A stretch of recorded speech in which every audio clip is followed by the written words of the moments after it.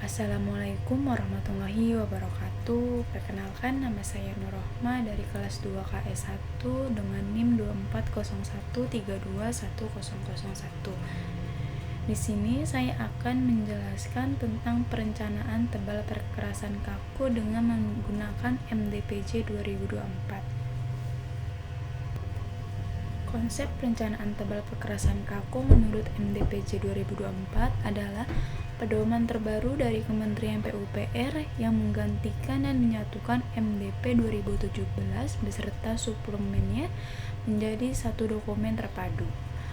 Tujuan utamanya adalah menyelaraskan standar desain, mengintegrasikan berbagai pedoman, meningkatkan kualitas konstruksi atau preservasi tanah dasar, perbaikan tanah lunak, dan manajemen drainase, serta mengadaptasi desain terhadap kondisi material lokal, iklim, dan data beban lalu lintas terbaru.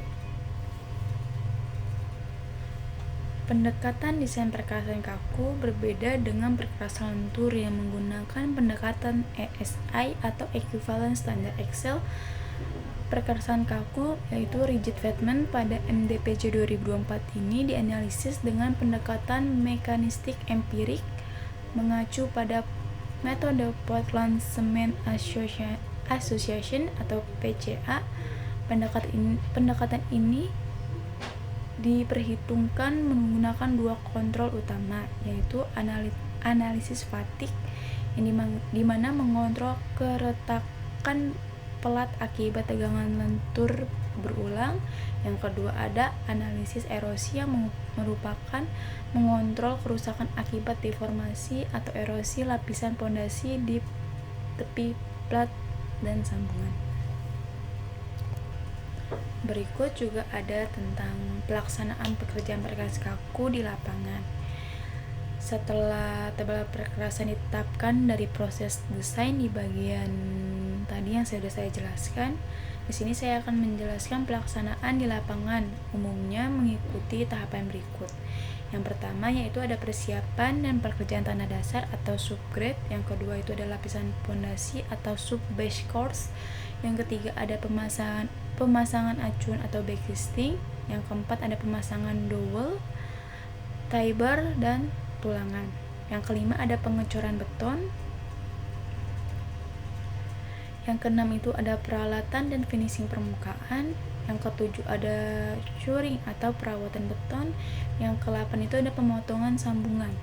Dan yang ke-9 itu merupakan pembukaan untuk lalu lintas.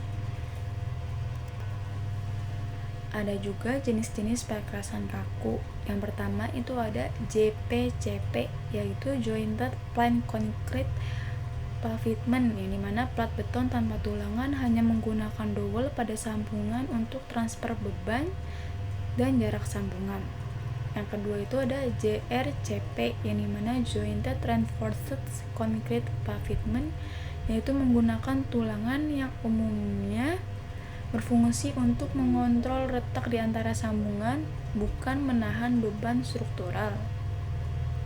Yang ketiga itu ada CRCP, yaitu Continuous Reinforced Concrete Pavement, yaitu tulangan baja dipasang menerus di sepanjang jalan tanpa sambungan melintang dan berfungsi untuk menahan retak akibat susut beton. Lalu di sini saya akan menjelaskan tentang perencanaan tebal perkerasan pada nomor 5, yaitu di contoh soal yang sudah saya kerjakan di test home kemarin. Di sini data yang diketahui itu ada panjang jalan 1000 meter, terus lebar jalannya 7 meter. Jenis perkerasannya menggunakan perkerasan lentur atau aspal. Yang ketiga itu ada tebal lapisan, ACWC-nya 4 cm dan ACBC-nya 6 cm, dan base course-nya itu 20 cm serta subbase-nya itu 20 cm. Yang dimana itu data yang saya asumsikan untuk perencanaan tebal perkerasan tersebut. Terus juga ada target penyelesaiannya, yaitu 7 hari kerja, jam kerjanya 8 jam per hari. Nah, untuk menyelesaikan soal ini yaitu dengan menghitung volume lapisan perkerasan, lalu menentukan jumlah dan kombinasi alat berat yang dibutuhkan untuk menyelesaikan pekerjaan lapisan pondasi agregat atau base course pada waktu yang sudah ditentukan tadi, yang sudah saya jelaskan, yaitu dengan waktu 7 hari kerja dan jam kerjanya itu 8 jam per hari. Di sini pertama yaitu untuk menghitung volume tiap lapisan, yaitu dengan rumus panjang kali lebar kali tebal. Lapisan pertama yaitu ada ACBC dengan tebal 0,04 m, yang tadi kita sudah konversi dari cm ke m.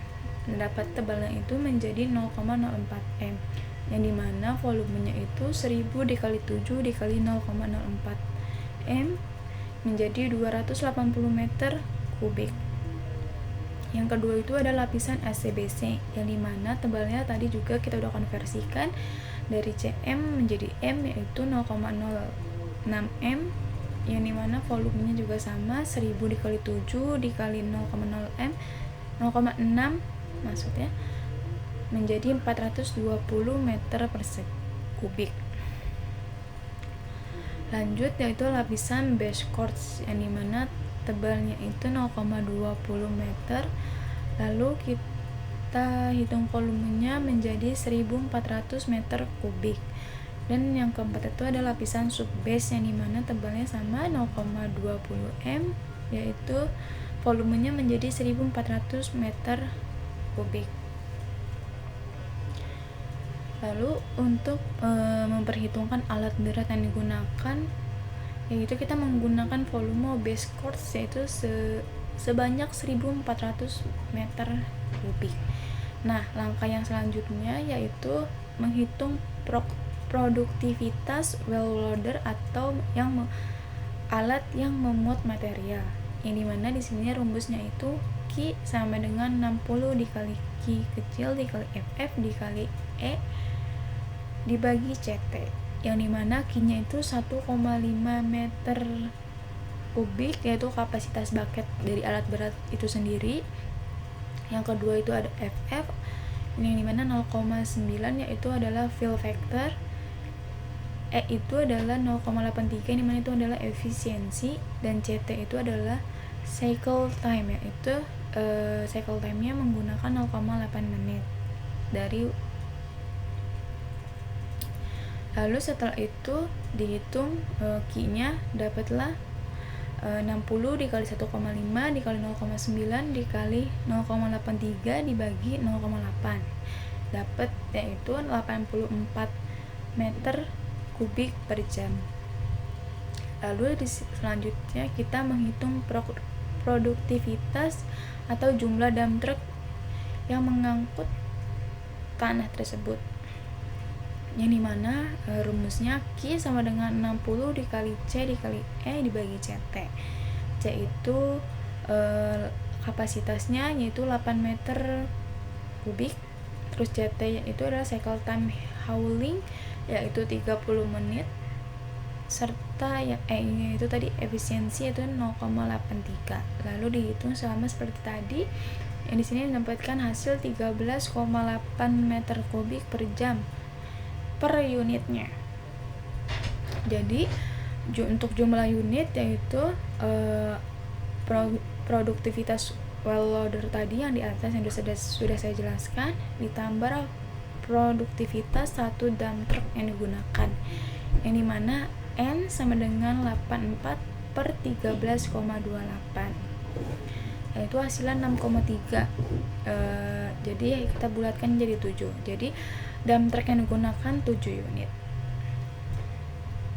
Selanjutnya langkah 4 itu kita menghitung produktivitas motor grader atau penghampar, alat berat yang untuk menghamparkan tanah-tanah gitu. Ini mana rumusnya Q dikali V dikali LE dikali TE. V sama dengan 4000 meter per jam yaitu kecepatan kerja, LE itu 3M lebar efektif dari si alat beratnya, terus T itu 0,2 M tebal hamparannya, dan E adalah 0,7 yaitu efisiensinya. Lalu dihitung sama seperti tadi, Q sama dengan 4000 dikali 3 dikali 0,2 dikali 0,75. Dapatlah hasilnya itu 1800 meter kubik per jam untuk 1 unit. Terus yang kelima itu kita menghitung produktivitas vibrator roller atau alat berat yang digunakan untuk memadatkan. Yang dimana rumusnya itu Q sama dengan V dikali B dikali T dikali E dibagi jumlah passing. Yang dimana V-nya 3000 meter per jam, B-nya 2,1 M yaitu lebar drumnya, terus T-nya itu 0,2 M yang dimana tebal padatnya, dan passing itu 8 kali, dan E-nya itu efisiensinya 0,75. Lalu dihitung sama seperti tadi langkah sebelumnya, yang dimana mendapatkan hasil 118 meter kubik per jam 1 unitnya. Lalu langkah 6 itu menghitung water tank truk atau penyiraman, di mana kapasitas tanknya itu 5000 liter dengan asumsi produktivitas penyiraman menyesuaikan luas area hamparan yang ditetapkan, yaitu 100 meter kubik per jam 1 unit sesuai kebutuhan kadar air optimum pada pemadatan. Lalu langkah ketujuh itu adalah menentukan alat pengontrol produksi sistem. Bandingkan caranya itu dengan membandingkan produktivitas semua alat, lalu alat dengan produktivitas rendah atau yang membatasi menjadi pengontrol produksi total. Pada soal saya ini kombinasi drum truknya itu 7 unit menjadi penentu karena jumlahnya disesuaikan dengan kapasitas loader, yang dimana rumusnya itu Q total sama dengan jumlah unit drum truk dikali produktivitas 1 unit. Jadi 7 dikali 13,28. Nah, hasil itu tadi sudah didapatkan dari yang saya jelaskan tadi sebelumnya di atas, yaitu jadi si Q totalnya itu 7 dikali 13,28. 7 itu dari jumlah dam truk, dan 13,28 itu dari jumlah si meter kapasitas per unitnya, yang dimana jadinya 92,96 meter per jam. Lalu angka 8 hitung total waktu dan jumlah hari kerja. Total waktunya sama dengan dihitung dengan volume pekerja dibagi Q total. Jadi T itu sama dengan 1400 dibagi tadi tuh yang kita tolak tadi yang sudah saya hitung, yaitu 92,96, yang dimana didapat jadinya 15,0 jam. Terus jumlah hari kerja sama dengan total waktu dibagi jam kerja per hari. Ini mana tadi totalnya kan 15,68 per jam dibagi 8, yaitu 1,88 hari. Maka kita bulatkan menjadi 2 hari kerja. Jadi untuk hitungan total waktu dan jumlah hari kerja yaitu 2 hari kerja. Untuk kesimpulannya dari semua yang sudah tadi saya paparkan mengenai langkah-langkah perencanaan tebal kekerasan tadi, yaitu pada kasus soal nomor 5 di take home test saya. Jadi kesimpulan itu adalah untuk menyelesaikan pekerjaan lapisan pondasi agregat seluas 1400 meter kubik dibutuhkan kombinasi alat berat 1 unit well loader, 7 unit dump truck, 1 unit motor grader, 1 unit vibrator roller, dan 1 unit water tank truk dengan estimasi durasi pekerjaan sekitar 2 hari kerja, yaitu perharinya 8 jam per hari. Terima kasih. Apabila ada kurang dan salah, mohon dimaafkan. Sekian penjelasan presentasi mengenai perencanaan tebak pakrasan kaku dari saya. Kurang lebihnya mohon maaf. Wassalamualaikum warahmatullahi wabarakatuh.